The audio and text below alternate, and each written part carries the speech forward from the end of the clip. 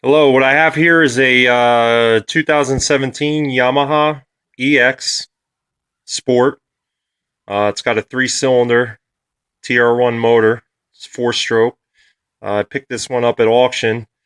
They said it ran, but it doesn't run. I did a compression check on it, and the back cylinder is getting 0 compression. The front two are actually getting a little bit of compression, so I don't know exactly what's wrong with it, but I'm going to take this motor out. First thing I did was I took the coils off and the spark plugs out to do the compression check. But next step will be to disconnect the fuel line, which is right there. It's that green clip, and a little bit of a pain in the butt to get off. But once you get it off, just first disconnect the battery. Once you get it off, I usually just tuck it up underneath over here. Just keep it up high. And take your gas cap off too, because if the temperature changes and it gets hot, it'll start to push fuel out of there. So loosen the gas cap when you're doing this. Next thing I'm going to do is pull the airbox out. There is a 12mm bolt right down here, and there's also one right down here underneath. And also on the intake tube, I know it's a little hard to see in there, there is a clamp that will have to be undone. It's you can use a 7mm or you can use a flathead screwdriver. See if I can get some light in there. See it down in there. And that hose sitting on top right there, that will have to also come off. And I'm not exactly sure what else will have to come off. So let's get pulling it apart and we'll see. Okay, the airbox is out. I'm going to make an addition to the two 12mm bolts on the side and the intake tube itself. There were 2 more 12mm bolts underneath that also have to come out, and there was a bunch of electronics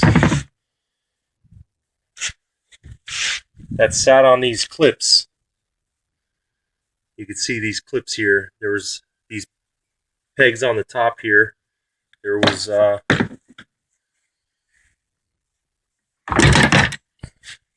this right here goes on that, and they just have little rubber bushings. They just pulled right off.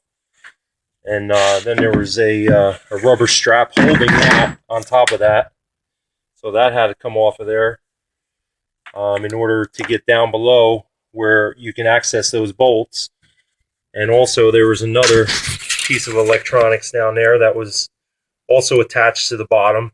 And this just had these ears, these rubber ears on there. And I just used a screwdriver and was able to prime off the airbox. And then this was on the side and also had rubber ears on it, and that had to come off also. And once I got those bolts out, it came out pretty easy. Altogether, there's never doing this before. I've never worked on one of these, so I may go back and forth in my process, but took maybe about 10 minutes to get it out. All right, so what I think I'm going to do next, it looks like pulling this out, the exhaust manifold will be in the way. So I'm going to pull the exhaust manifold off. This little guy right here has a little bolt attached to the exhaust manifold, but I don't think that's going to be, I think I'm going to leave that on there. I'm just going to have to take this hose off down here. No, all this looks like it could stay. I'm going to have to disconnect this wire from here and take this clamp off right here. And there looks like there's only 6 12mm bolts. And this should come right off. And once you get that clamp out, you probably have to, if it's like the SHOs or the SVHOs, this exhaust manifold actually goes down into here. So you have to pull it forward to get it out. But I'm going to go ahead and get this thing pulled out. Okay, as I was pulling this exhaust manifold off, trying to. It didn't really come off when I took these 6 bolts out in here. The bottom 3 do not come out now. They won't come out all the way. They hit the side.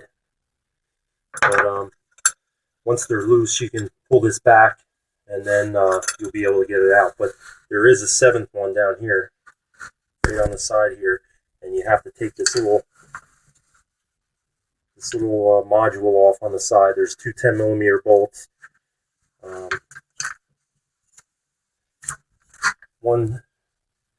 Okay, there is one more hose underneath. As I got the exhaust manifold off and I'm pulling it forward. It's at the bottom of the exhaust manifold, right there. And it's a little spring clamp, black spring clamp, but that has to come off to get this out. Okay, that hose was a bit of a pain, but I got it out. And this is that part of the exhaust manifold that slides inside that rubber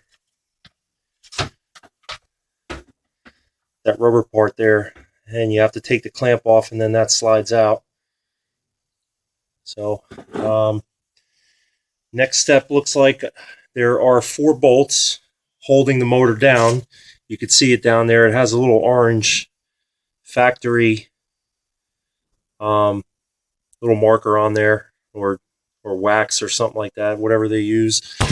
And if you come to the front, there's another one there. There's another one right there. And then there's another one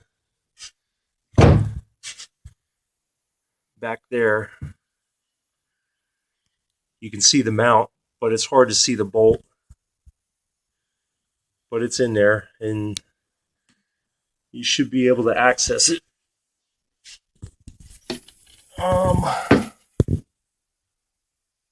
And I'm going to try to get it with a ratcheting wrench. Hopefully I can get it out. Otherwise I'll have to take whatever looks like the intake manifold. I might have to take that off, but I'm going to try to do it without taking the intake manifold off, because I can get this motor. This motor will fit through this space if I don't take that off, but it won't fit if you don't take the exhaust manifold off, because you only have a certain amount of space to get it out. So I'm going to try to go ahead and get those 4 bolts out, and they look like 12mm also. All right, it took me a little bit. I got the 2 front ones out, that one there, and that one there, and I got the 1 back one out. But as you can see inside there, there's Loctite. And what's happening with this one is I can't get a ratchet in there, and my ratcheting wrench, the motor mount itself is flexing when I turn the bolt, so I can't get enough turn on my ratcheting wrench to break it loose. So I'm going to have to take the intake off and then work on this with a ratchet, or then use my ratcheting wrench. But that last one there is a little bit of a pain. I was also thinking of taking these 2. There's one there, and there's one on the other side. I was thinking of trying to get them out and just pull the whole mount out with the motor. But I think I'm going to take the intake manifold off. So the intake manifold is over here. There's a couple bolts, as you can see. There's one there. There's a nut cap there. There's another one here, and then there's another nut cap down there. So you have the 4 on the top, and then you have this one on the side. Where is he? Oh, right there. Right above the motor mount. You can see it. And I don't know if there's any more, but I'm going to take those out first and then see where we're at. You're also going to have to disconnect the this wire here, and you're going to have to take the coil wires off,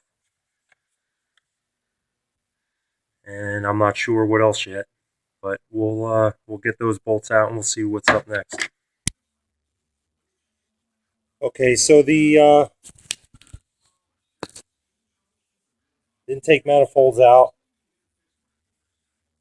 Had to take the wire harness off, which I just threw it over there. There are zip ties all over the place holding this wire harness onto this intake manifold. So have yourself a small pair of wire snips or wire cutters, and there's all these little tabs like that right there, and up here, if you can see it, on top of the fuel rail there, there's a couple zip ties, and there's another tab down there that there's a zip tie holding wires through there, and at the bottom of the intake itself,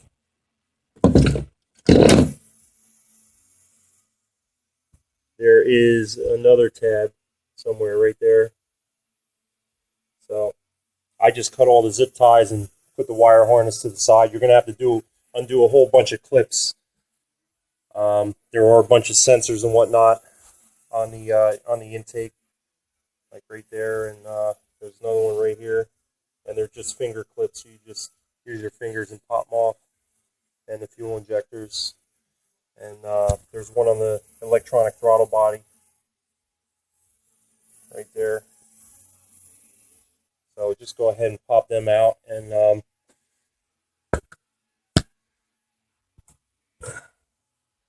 now I should be able to get in there and get that bolt out. If not, I'll take the two out on the sides, and I'll take the whole motor mount out with the motor, and that'll be that. So I'm going to go ahead and get that out. Alright, I was able to get it out. It was a pain, but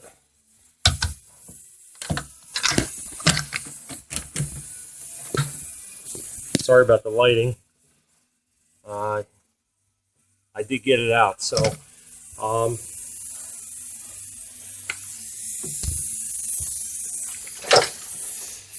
it looks like well, this clip, I'll pull this off real quick on this module here.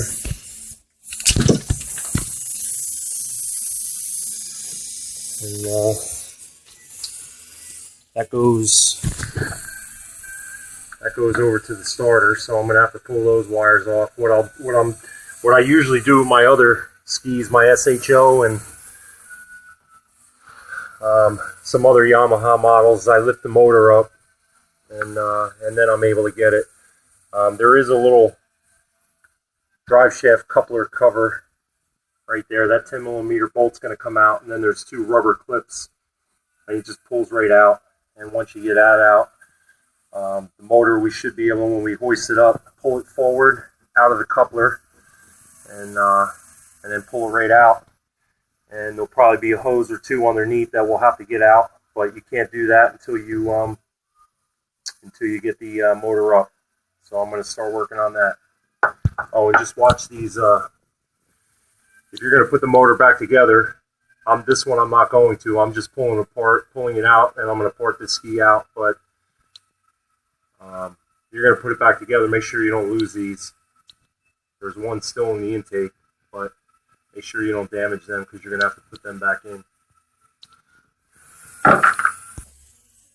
Alright, there is one more hose on top of the oil cooler right there. That hose with the yellow clips on it, or with the yellow marking on it. That's going to have to come off also before we start lifting this up. That goes out, and that's a discharge. And one of the side discharge. Alright, I have my engine hoist hooked up. I kind of made this myself. I have an engine jack. I have it extended all the way out. And what I did is I wrapped cable around and used these little hooks. This one has 3 spots to lift it out. Oh, in the front, on the airbox, when you take those 12mm bolts out on the side, you're going to have to put them back in with the hook ears there, or the lift ears, because when you take those bolts out in the airbox, those things they fall out. So in order to pull the motor, you gotta put them back in. Some people use seat belts or other kind of straps, but the reason I use this is because once it's up in the air, you can actually teeter the motor and slide the cable back and forth to tilt the motor back and forth as you need it to try to maneuver it out. But this works well on pretty much every Yamaha I ever worked on that was a 4-stroke. I pulled motors on FX140s and FXHOs and SHOs and VX Deluxes, and they all have those tabs. So I'm going to go ahead and start cranking this out. Did miss another hose. It's this one right here. That also has to come out. As I started moving the motor forward, it started pulling it. That is for the, looks like the thermostat housing. So just pop that off, and I'm sure there's a couple more under there that I'm going to have to get off, but we'll get to them. Another a cable here, the negative cable on the battery. You just take that cable off, and it runs down and connects to, well, connects down there somewhere, but we'll just pull this whole cable out with the motor. So just disconnect the negative, and it'll come out with the motor. All right, this guy right here needs to come off. All these are kind of really hard to get off. They're not coming off easy, but you work them and they'll come off. But this one right here is on the exhaust manifold side, right underneath. This one here you don't have to take off because it's attached to this, and it's just flapping in the breeze here, so it'll come out. The whole thing will come out with the motor. So just this one here. Well, it looks like you could actually leave that one on right there. It goes down underneath. There's a zip tie that was holding it in place. But it goes down and it connects to this whole thing here. So really the only one you have to take off is the one that goes back to the pump. It's the one next to the red one, that black line there. All the other lines go up and connect to the motor or I don't know, somewhere else, and they don't have to be removed. So just go ahead and take that black one off, and then all the other lines that are on that will come off with the motor. There's a couple other hoses there. They'll just come right out with the motor. All right. Next thing we got here is this grounding point. You could either take the 10mm bolt off and leave the clips on, but I would take the clips off so that you know where that went back on there. Just pop these two clips. They're both different, so when you're putting the harness back on, you'll know right where they go. So I'm going to pop those off. And then on the opposite side, you're going to have to take that red wire off. You just pull the boot back and take that nut off. Right there at the end of that red wire. Just be careful you don't twist the shaft, the actual bolt. You want to just take that outer nut off, because otherwise you'll ruin the starter. And that wire goes down, and it looks like once that's off, then that's it. I mean, I pretty much have this thing pulled out already. Those two wires are connected right there. And that cable, and it should be out. And then I can find out where all this oil in this hull is coming from and why I had no compression. I'm thinking something blew out the bottom of the motor, but until I get it out, I won't know. So we'll see. All right, there were two more clips that came off of right here. It came off the stator, or they come out of the stator. But those two clips, you'll see them when you try to pull that harness back. They're attached in that harness as well. So I got them all disconnected. So now this harness is completely pulled away from the motor. It's not attached at all. Now I just got to get this cable off, and then I can pull this away from the ski. Well, I have the motor out, and after inspection, I found the culprit. There's a huge crack at the bottom of the motor, and a big hole in the oil pan. So it looks like a piston rod went right through. The bearing broke off, or something happened. Something catastrophic on that back cylinder there. And I'm not going to bother rebuilding this. I'm just going to part this thing out. Yeah, I don't know if it's worth it. I'd have to redo the head and all kinds of other stuff, or buy a new motor. This thing's too new, where it won't. I probably won't even be able to get a rebuild one yet. But I'm not going to mess with it. But that's it. That's how you get it out, and basically follow the steps. Same thing. Put it back in. It's really easy. This motor is actually kind of light.